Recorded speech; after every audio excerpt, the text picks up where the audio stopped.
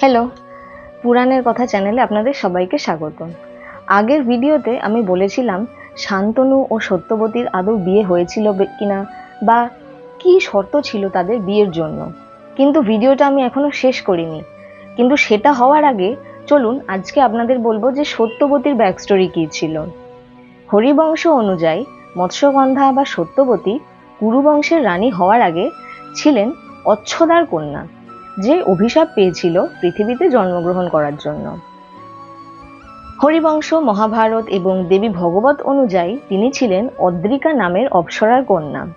অভিশপ্ত অদ্রিকা মাছে পরিণত হয়ে বাস করত যমুনা নদীতে। একদিন রাজা উপরিচর যুদ্ধের পর ক্লান্ত হয়ে তার স্ত্রীর কথা ভাবতে ভাবতে বীর্যপাত করেন। তখন সেই বীর্যের কিছুটা অংশ জলে পড়ে এবং অদ্রিকা সেটি খেয়ে ফেলে।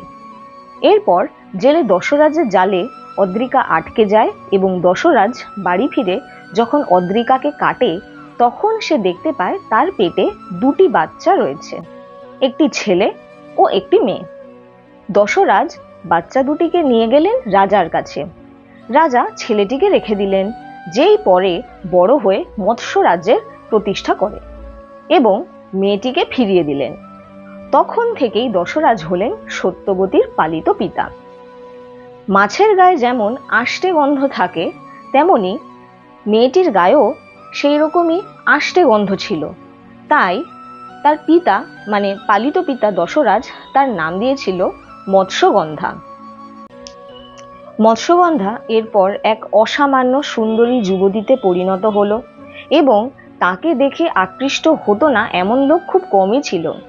একদিন ঋষি পরাশর তাকে বিবাহ ছাড়াই তার সঙ্গে মিলিত হওয়ার জন্য প্রস্তাব দিলেন এবং আরো বললেন যে মৎস্যগন্ধা যদি তা করে তাহলে তিনি মৎস্যগন্ধার গায়ে যে আষ্টে গন্ধ আছে তাকে পরিবর্তিত করে সুগন্ধে পরিণত করে দেবেন।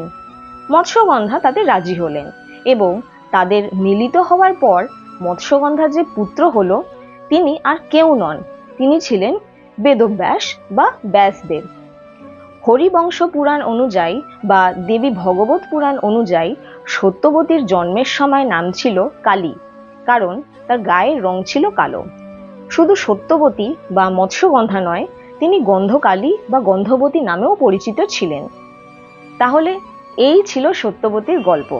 কেমন লাগলো আপনাদের অবশ্যই তা আমাকে কমেন্ট করে জানাবেন, কারণ আপনাদের সহযোগিতা আমার একান্ত কাম্য। কিন্তু এটাও আপনাদের বলে রাখি যে সত্যবতী ও শান্তনুর বিয়ের জন্য পিতামহ ভীষ্মের ভূমিকা কিন্তু অনস্বীকার্য। পরের ভিডিওতে এই নিয়েই থাকবে বিষয়। তাহলে আজকে এখানেই শেষ করছি। দেখা হবে আপনাদের সাথে পরের ভিডিওতে। আর আমার সঙ্গে থাকবেন, কারণ আপনাদের সহযোগিতা আমার একান্ত কাম্য। লাইক, শেয়ার, কমেন্ট ও সাবস্ক্রাইব করতে ভুলবেন না। For now, by.